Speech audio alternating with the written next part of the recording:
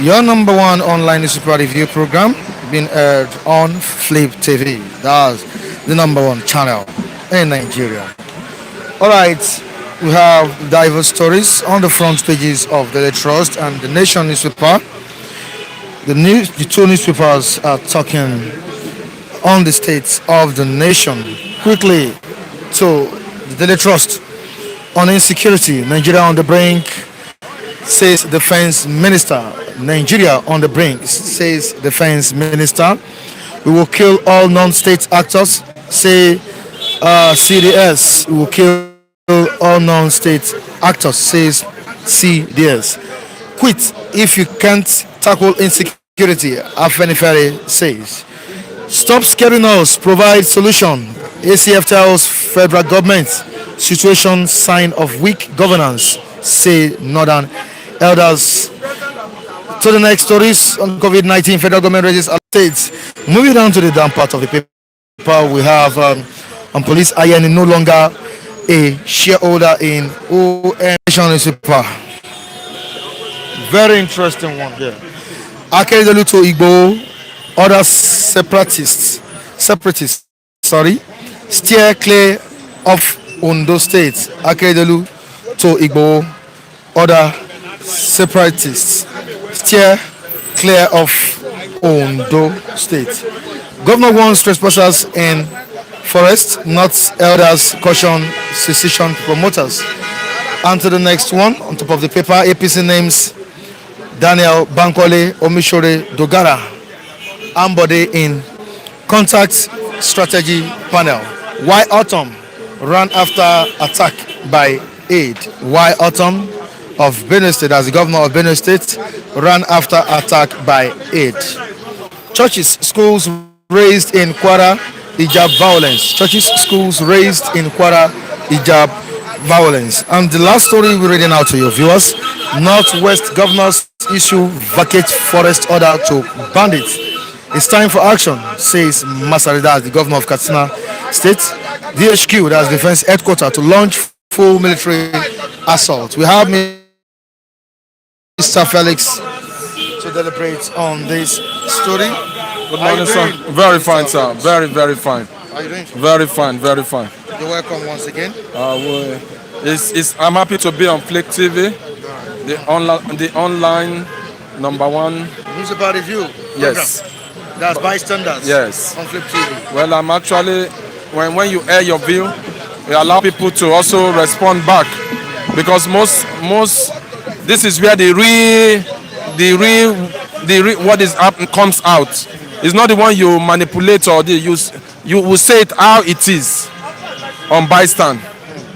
So this morning is another time to say what's our pain, what's our agitation, and this has actually been what we have been saying, and a lot of people have actually seen what we have been saying, that it has been true, and most of them are gradually saying really true. And that's why this morning I am actually very happy. I want to actually talk on what the defense minister said.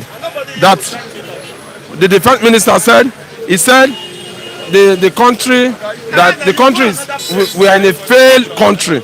If you look at what he said, Nigeria on the blink. The first question I'm going to ask is that for a defense minister to come out and say this, the rep should invite the defense minister. Other country, the defense minister will definitely resign and say, please, I cannot take this job any longer, because what I am seeing is beyond his comprehension.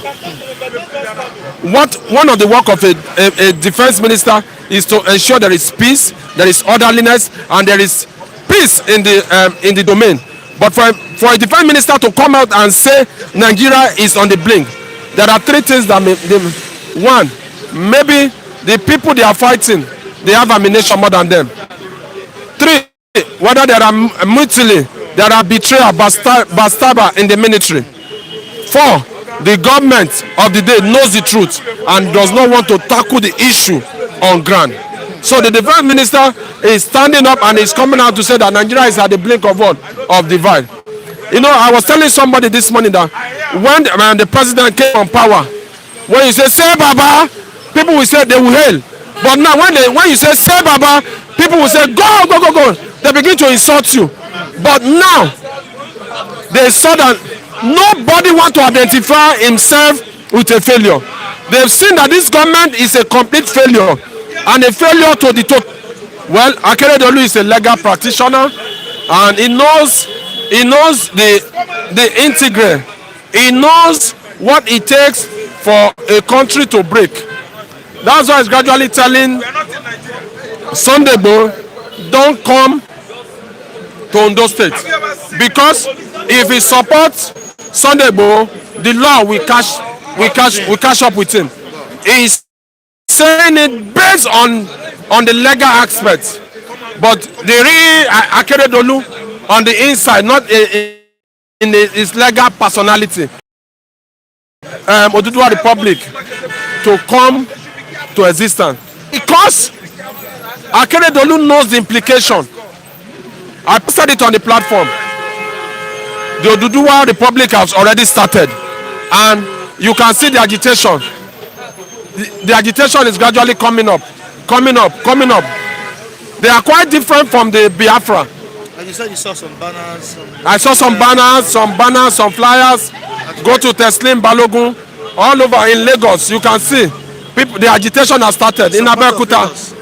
It's a part of Lagos, right? It's a part of Lagos. The agitation has started, and this is just an awareness.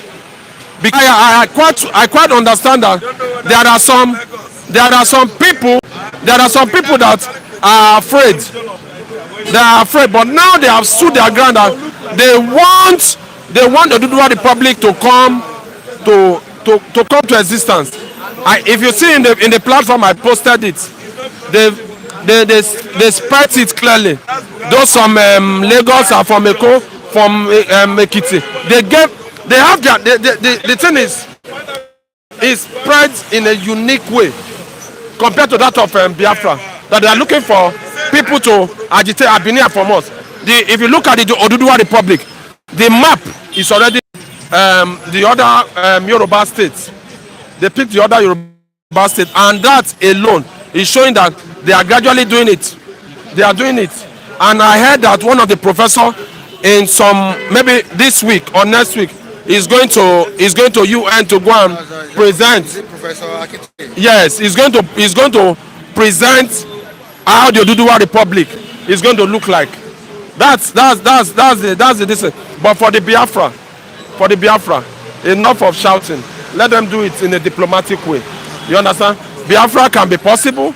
It's possible, but the agitator, the number one person, Mazi, that ran away, should come back home to come and start the fight. All right, Chigo said, you heard what he said. You should do it in a diplomatic manner, just like the way the Yorubas are doing their own, in a diplomatic way. That's what Felix has said, and he has also stated that a freedom fighter shouldn't leave his country and move to another place to agitate. He should come back to Nigeria and fight for his people. I know Mr. Felix, with due respect, is a confused man, and I don't take his words serious because he's not speaking from an informed mind. So he needed to be tutored. He needed to be carried along on what is going on within the contraction called Nigeria. So, I don't blame him anyway. So, what is next? Now, Nigeria on the brink that's what the defense minister has said. Of course, the incessant killing in Nigeria is worrisome. Kidnapping, raping, and all sorts of evil people are perpetrated by the incident. Now, for a defense minister to openly say this, what does this signifies? Yes, I must not forget to say good morning, good night, and good evening to my esteemed viewers across the globe. Yes, the defense minister is one of the key and notable officer in this dispensation, a very high and sensitive ranking officer. So if he can come up with such declaration, it means sense of our existence. By implication, that is what he's saying. That Nigeria is no longer a country. Nigeria on the brink of collapsing is heading for the cliff and there is no return. How long shall we watch our prophets being killed? How long shall we sit back and watch our mothers, our sisters being raped to death? So for him saying this, I think I must congratulate him for saying the truth, even when it is bitter to this, when this dispensation could not accept the realities. A key officer in this dispensation has declared that Nigeria is on the brink of collapsing, on the brink of extinction, which agrees with my position maintained over for several decades. I've been an advocate of the truth, having studied the contortion, the system called Nigeria, knowing that if you continue with this faulty foundation, you end up disastrous, which exactly is where we are today. And mind you, how do you expect the governors of this dispensation, who has been a beneficiary of the gross, the flawed system, of this flawed system, to take the lead of revolution, to chart the way forward?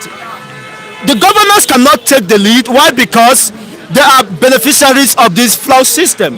When Akeredolu is saying that Sunday Igboho and other separatists should stay clear of Ondo State, he's not ashamed of himself. I mean, the governor, who is supposed to be the chief security of the state, under his watch, thousands of Ondo indigenes have been killed, murdered and raped to death. He could not account to that. He could not take responsibility of such incompetence on the part of the state government. He only enjoys his what did you call it? Security votes at the expense of the masses that have no potable water, access to potable water, access to basic utilities. And there is no future for the Ondo indigenes. And you are crying that Sunday Igboho, the separatists, should not come near Ondo. Have the people, and you have lived up to your expectation. The promises you made to the people has been delivered. So on what basis should it be making such noise? So people should not look up to this government or governors, because they cannot take the lead. And this issue of freedom is not left for, it's not for professors, it's not for the academics. These are common men who want to chart the way forward. Look at, even in the Bible, during the days of Israelites, it is David that led the revolution that brought about a turnaround, deliverance and freedom. During when we speak, who are the governor? How many are there? By simple majority, what they cannot stand, they don't make any impact. So if there should be a referendum now, how many governors do we have within the Southwest? Within the Southeast? So the number is immaterial in deciding what the people want, in deciding our destiny, in deciding our future, and to chart the way forward. Now that Sunday Igboho and co are not having or getting the support of the Oduduwas as the people of the Yoruba race, now how would they actualize this goal? It's not Sunday Igboho. I have seen teeming population backing Sunday Igboho. People that have been deprived, people that have been subjected to abject poverty, people that whose life has been made miserable, have gathered together in support of Sunday Igboho, who they understood his mission and objectives is to set them free, is to create an enabling environment where they can strive, where their lost hope could be restored, where the future, the bleak future within the contention called Nigeria could be enlightened. They could see the light of the day. So people are clamoring for change, for a lasting change, so that they can live out their dreams and expectations, so they can have a country that they can be proud to identify, being a country that has the interest at heart. So what Sunday Igboho is doing is a welcome development. It's about the people, not just the few individuals who are gross beneficiaries of this system. They will frustrate any effort to liberate the people. Why? Because they are beneficiaries, they are enjoying themselves at the expense of the people. It's about the people, it's about the posterity of the unborn children. Their life and their destiny could be jeopardized if critical issues are not addressed at this point. So the only way forward is the revolution is building up, and the Biafra is the one leading that revolution, sensitizing other ethnics and nationalities that freedom can never be treated with this. And because freedom without fight cannot strive. Thank you very much. Thank you so much. Jamal. Welcome once more. Morning. We've seen a situation where the defense minister came out and told Nigerians to defend themselves. So many times he comes out to say this and say that. And it seems to some Nigerians is scaring them. Like what the Arewa Constitutional Forum has said. No, Mr. Mike, I like that defense minister. It's not like Laila Mohammed. This defense minister come out, he will tell you that the whole world know that Nigeria is not working. Everything has spoiled. Nigeria now is they are in the seat of gunpowder. And by that time they go explode. That's why I like this man. If you see that situation is out of hand, and now I know that even security situation, Buhari, all of them, governor, they cannot take them through it. And those are the people that will tell us the truth, that those people, they are fake. Thank God the man is not from another party. He's the same APC, all of them. Because anybody that appointed under their regime now, they are all under the same APC. He's telling the world the truth that Nigeria is on the seat of gunpowder. And that bomb when Nigeria is by the time we see other country, how the country is going. Look at the Northern Elders were saying yesterday that the politicians in other places are causing insecurity in the north. I want to ask a question. Can an Igbo man go to north and threaten the north? Or can Yoruba man go to north and threaten the north? It's not possible, Mr. Mike. Those are the same people that are threatening their own life and the life of other Nigerians. Only the northerners, only the Fulani and the Hitmen, and all of them, those are the only people. Anywhere they find themselves, they would like to threaten the life of the people. But Igbo cannot go to north to threaten the Hausa people there. Yoruba man cannot go to north to threaten. You understand? We have to tell ourselves the truth. The problem they bring, and that is what Nigeria is crying, because we know that before this year finish, we know the present government we have, they are not capable. All of them, they are weak, from the president to the minister, all of them, nothing to write them about. Because we have a people that can handle a nation.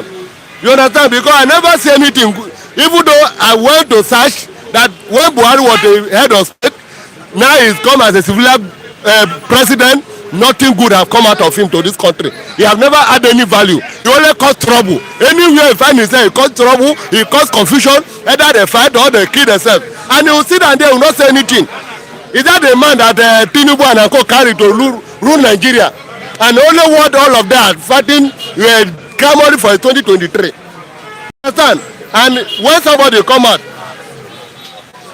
we know that the country is not working. We need more youth to come and say, if you cannot put Nigeria in order, making security to be an issue of a past, divide the country. When you divide the country, Oduduwa will bring their own security to defend themselves. How do Igbo, Biafra will bring their own security to defend defend themselves.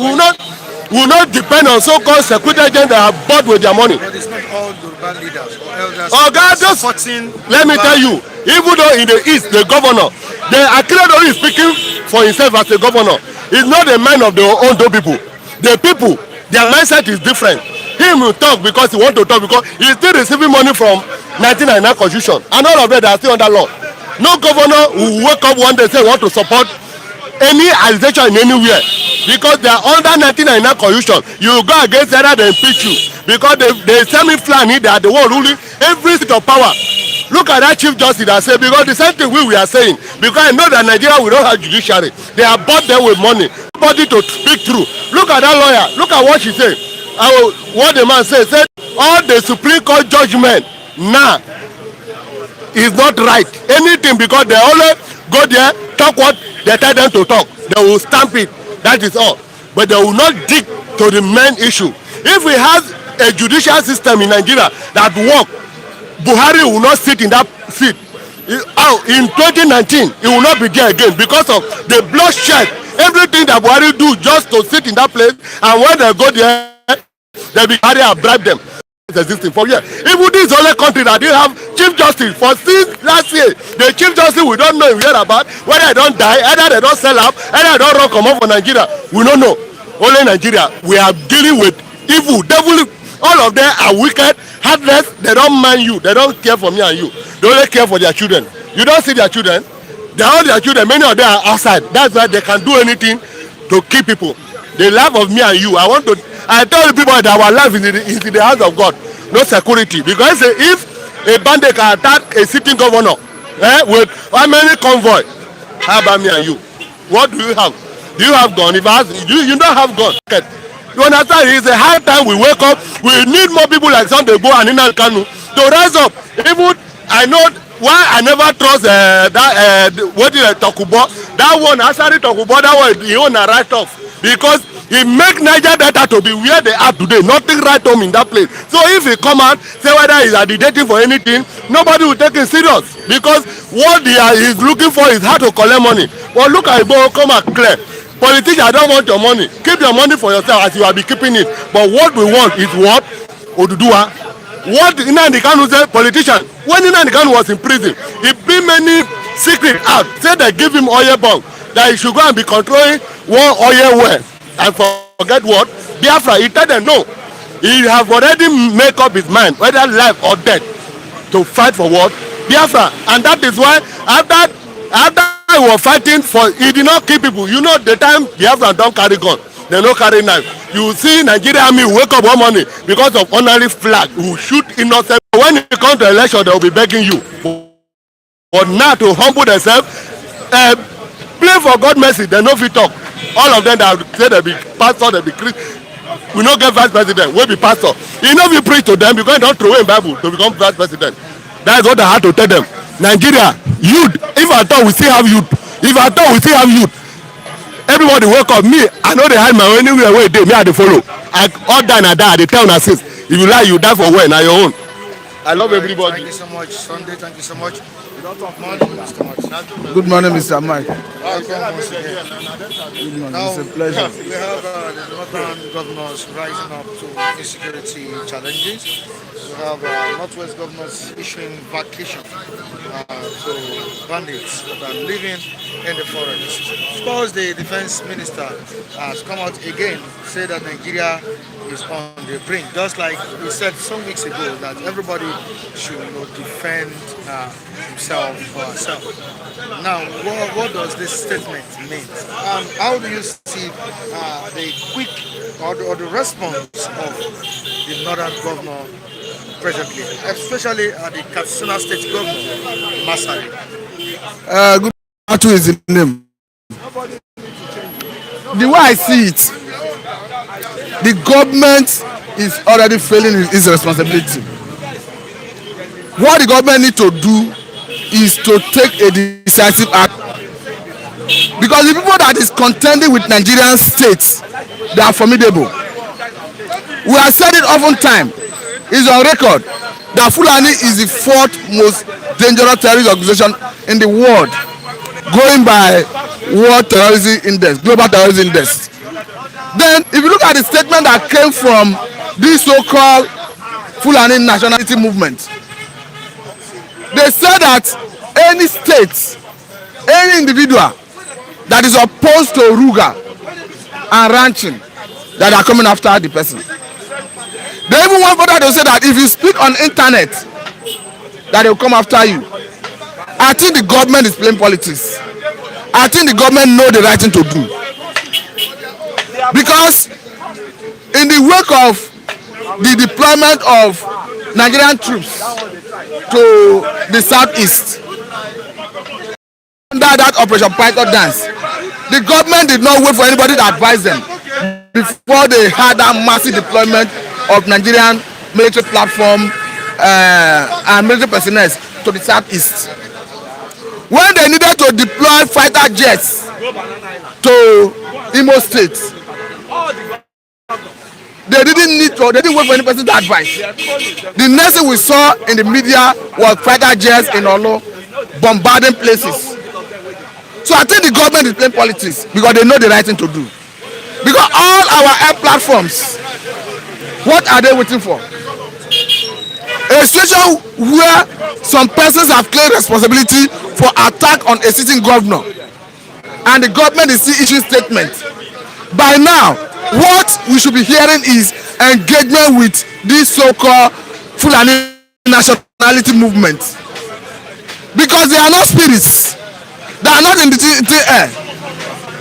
They knew where they should be waiting for any investigation from the police. But the way it stands, somebody or a group rather have clear responsibility.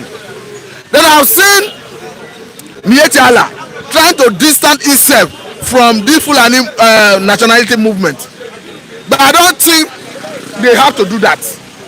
Because over the years, they have claimed that they represent Fulani. And if you look at what this Fulani movement, this Fulani nationality movement is saying, they say they are representing Fulani in 15 African countries, sorry, in 15 countries. So they are spoken out loudly. And they are not stopping there. They have made us understand that it was a technical error that made the governor to escape. That he might not be lucky the next time. So it means so the governors, through the governor forum, consultative forum, all the middle belt, everybody speaking is not just sufficient to speak. The government needs to swing into action without further delay. I don't think Governor Otton should change the security men. How many of them? Mr. Amai, to be quite honest with you, it is not up to the governor to decide who secure him. It is, and let me tell you this, the reason the federal government did not even that Otton is because all the security attached to him would have given their report on what transpired. Otherwise, to doubt whether it was an arrangement. But they would have gotten briefing from all the security details because the GSS attached to him, they are from federal government. The police are from federal government. All the security details that manage his security architecture, they are from federal government. What I'm trying to say is, I don't think they can get him because he may decide not to go to places where he will be vulnerable to attack. If he's at the comfort of Makode and some other places in the state, they may not even dare him. They knew that if he goes to that farm, he'll be more prone, it will be more easier for them to launch such attack. So he may restrict the movement to such areas where he becomes vulnerable, so that vulnerability will be reduced. But we are not even looking at the governor because the governor has enough security to be secured. We are looking at ordinary citizens. Because if you look at their threats, they have made it clear that any individual that is opposed to Ruga, any individual that is opposed to ranching, that they are coming after that. That even when you speak in the internet, that you are a target. So what we are saying is, the government should rise to the occasion of protecting every citizen. Not just enough. I think by now the government should move into the bushes, into the forests, for purpose of engaging and combating them. Because the way it stands, nobody is safe. If a sitting governor with that security apparatus is not safe, it means the common man is only living at the mercy of these bandits. So what I'm saying is, the government should be decisive and deal with this criminal full enhancement for us to have peace in this country. Thank you very much. Thank you so much, Mr. Raphael, we need to speed it up. How are you doing, Raphael? Morning to you. Good morning. All right, Northwest issuing notice to the bandits, not even a notice this time around, order to vacate the forests on the side. I think this is a welcome development and a good one from the southwest governors, especially Aminu Masari of Katsina State. Yeah, Michael, thank you so much. Issue of insecurity in Nigeria has gone viral. It has gone global, and I see the statement by Minister of Defense this morning. The Minister of Defense said that Nigeria on the brink, maybe collapse, disunity. I know he's talking about insecurity. A Minister of Defense is not supposed to make that statement. When a Minister of Defense makes that statement, what do you expect the governors to do or to say? Meanwhile, to the citizens, if a Minister of Defense said that security, self-defense, and I'm here this morning to tell fellow Nigerians that you should resort to self-defense. Be careful while you are traveling. Be careful while you are in your house. Be careful while you are transacting your businesses, because this insecurity has gotten out of hand in Nigeria to the extent that a whole Minister of Defense has come out and tell us that he is tired, meaning the security system in Nigeria has broken into pieces, just like broken bottle that has no metal again. There's nothing you can do to bring broken bottle to amend it. Thank you.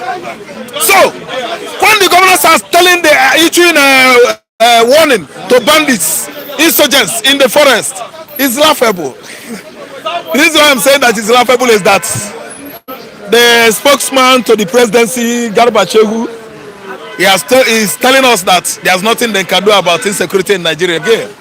Brutai himself, the former chief of army staff, he told us that it's going to take us 20 years to solve the problem of insecurity in Nigeria, while he was busy looting funds budgeted for insecurity, funds budgeted to purchase arms and ammunition, so that there will be, they will have good face-off.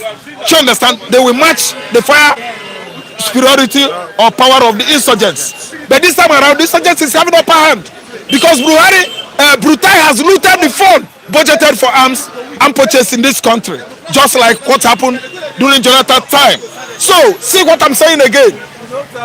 The chief of defense, Minister of Defense, the statement he made is enough for him to resign. Honorable, get away from that place. He's carrying Nigerians. He should be invited to the house. The upper chamber should by now documenting, putting things in place, writing him to come and meet them over that statement. Institution of monarchy after the disembarkment, destruction of monarchy on the earth, monarchy in Europe, monarchy in America. This is the era of democracy. Such regime in Nigeria has never happened anywhere before in the history of the world. I'm telling you, mark me what I'm saying, Mike. So the governors are telling us now that bandits, you should come out from the forest or you will quit, run into the Sahel countries where you come from. It's laughable. Do you know the reason why I say so, Mike? Thank you. They don't act. They always say. I told you, we will, we can. They say, then say. He says, she says, I say, we say, you say. So let me tell you, where is the security vote that has been allocated to the governors of the whole states of the federation monthly? Over 200 million. Governors are there. Akeredolu is there crying. Insurgents, bandits, leave our forest. Herdsmen, leave our forest. Akeredolu, where is the 200 million budgeted, allocated to Ondo states every month? You've not done anything. That's why Igboho is now campaigning all over the states southwest of southwest states. And with the look of things, it seems Akeredolu is not really in support of secession. Thank you. It's not really in support of secession because he has been stealing the allocation, security allocated to Ondo state. That's why that state is not secured. That's why that state is like crying. In the midst of plenty, 200 million is enough to procure material resources to fight insecurity. Human being can do that. Arms can do that. You can form platform. Yes, there are many ways you can. 200 million, with 200 million you can buy mercenaries. Nobody should stop it because you are the chief security officer of the state. With 200 million, Akeredolu can buy mercenaries. It will go a long way. It will go a long way. 200 million times 12 will give you 2.4 billion naira. 2.4 billion in a year. Where is that money going for? Into their private pockets. Let me tell you again. When Otom was attacked along Boko Highway, Wike was the first person who shouted, "Hey, hey! If you kill Otom, Samuel Otom, Nigeria to Benue." Say sorry sir. He gave Benue state government how much? Do you know? 200 million. Wike donated it. Yes! Wike donated 200 million to Benue state. Now you are crying if they kill Otom, Nigeria will divide. It is evidential enough to collapse the country if they get him killed, blah blah blah. Let me tell you, that statement is unpatriotic. That statement is a shameful statement. Wike is trying to politicize insecurity in Nigeria. Let me tell you, it's just romancing Otom because Otom is a PDP governor. Had it been, it was Uzodimma. Politicize everything in Nigeria. Wike is hiding his own security vote. Do you think that River State is more secure than Benue? Do you know how incessantly people, companies, government workers have been kidnapped in River State? Where is Wike's security vote? The security vote that goes to Wike should be bigger. Because do you know, that state sustained Nigeria for how many years? Oil states. Let me tell you, Wike's statement, cry, blah, blah, blah, speculations over what's happening in Benue is laughable. And it has brought shame to him. It has opened a can of international shame, can of one, can of whatever, ghost of international shame. That you are chatting about disunity because a fellow governor was shot. Because you are in the same platform with him, you are not telling Nigeria to divide, shouting at all manner of shout. Where is the security vote? Wike should come and give us account of. Anyway, I know we won't be able, but let me tell you, Wike is the murderer. I have another thing to say about Wike. During NSAS, many soldiers and police were killed in River State. Wike accused the Igbo community, Oyibo, that they were responsible, that IPOB guys were responsible. It's very, very laughable and shameful. Then, what Wike did now, Wike invited Nigerian soldiers, Wike invited Nigerian army to start killing Oyibo people. Oyibo people, 1,000 men were killed. Wike ordered soldiers to rape Oyibo women. They abducted Oyibo women, raced to Northern State and started raping those women. Wike is a shameful man, shameless man, an idiotic governor of River State. No one is righteous. No. PDP and APC, they are not righteous. They are thieves. I don't support PDP. What are you doing today? Yeah. All right, moving down to a story here which I would like you to elaborate on. Yeah, I think I read the story, and I think Mr. Akeredolu is on his own with what he said. Okay. I think he's on his own. We shouldn't even count this because he cannot be on the ground to fight the battle. He's a governor. That is what's it called? The governor's lodge in Akure. That's his boundary. When the issues happen, he'll be giving directive from the governor's house. So what value is he going to have for the, agitation? What value, right? So at times all these people, they talk due to the comfort they are enjoying now, right? So when they talk, you don't think they talk serious. Talk is cheap, right? Very cheap. So for Akeredolu, I think he's on his own. I don't even want to go towards his statement. So it's not talking on behalf of. He's not talking on behalf of we common people on ground. Or in Ondo State. Or in Ondo States. He's not representing the people. A lot of his people, I know Ondo very well. I know Ondo people very well. Ondo will not back what he's saying. Ondo will not even support his statements here now, because when you look at these governors, all of them, their children, anything that happens in Nigeria today, they have visas, they have foreign passports to get out of the country instantly. So we shouldn't count them among the agitators or among the people, the crusaders for liberations, right? We are on ground. We know we don't have anywhere to run to. This country still remain our country, right? But all these people with their comfort, we don't need to listen to them because they are not on ground. They are not on ground. How many times you see I am there, or what's it called, someone walking the street of what's it called, Thomas Alakog by here? You will never see them. And when you see them, when they are going, they tint their cars. So in order to show their faces from seeing anything, horrible among the society. So those are the kind of leaders we have. If it is Biden that is saying this now, if it is Obama that is saying this, I will take him serious. But Nigerian leaders, count them out. They don't have any value again. Yeah, that's it. Yes, they are hands of themselves right now. Their opinions don't count. Yeah, don't count on people. It don't count on us. Don't count on us. What I told you, West governors are issuing vacation order to bandits. I think it is a welcome development. This is the first time I have seen northern governors standing up, coming together to say no to insurgency in that area. But Mike, I would have loved you to. These same people putting a verdict on the bandits in their territory. How do you ask them, is it a genuine verdict are they giving? Is their verdict, is it really genuine one? Because these are the people that breed all these people.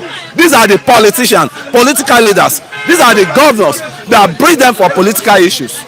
How did the bandit come about, man? You all here, one of the foremost member of APC then, but the guy is now in PDP. I want to remember the guy's name. Baraje, is it Baga? It's one of the northern airline. He said during the election, they invited all these headmen, bandits into Nigeria for voting purposes. Now, election was over. You could not take care of them any longer. What you promised them, you could not give it to them. Now, relate banditry with the Boko Haram. Same thing. Boko Haram was a political movement in which a governor hijacked, right? In which a governor hijacked. They were just a movement. One governor hijacked them and used them for his political, advantage, right? And he won election. He abandoned them. And what happens at the end? They turn to terrorists.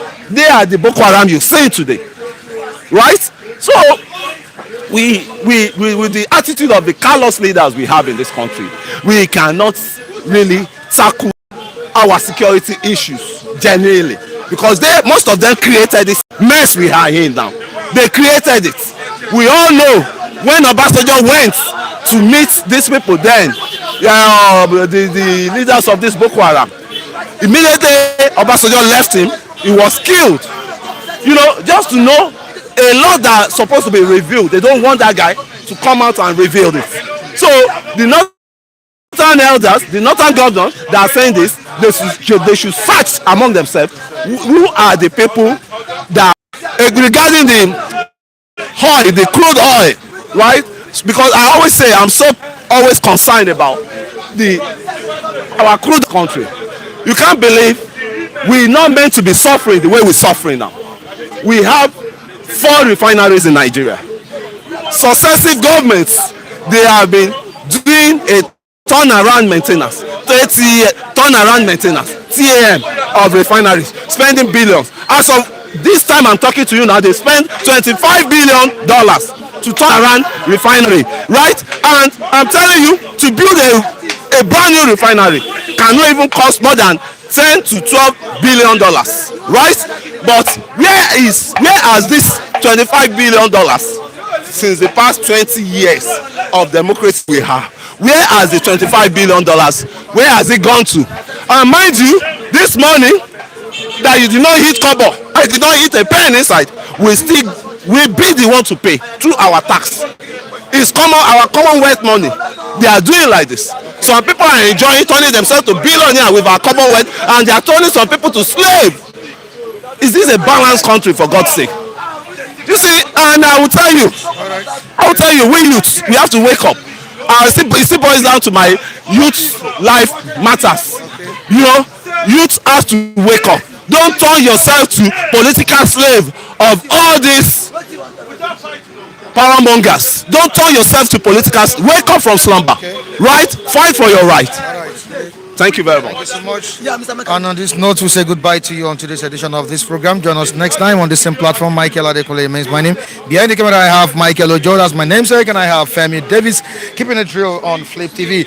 Before we go, I would quickly like to wish Wolabi Ishola Ahmed a very good birthday. I wish you long life and prosperity. May God continue to bless you and increase you in wisdom, knowledge, and understanding. Thank you so much, viewers. Bye.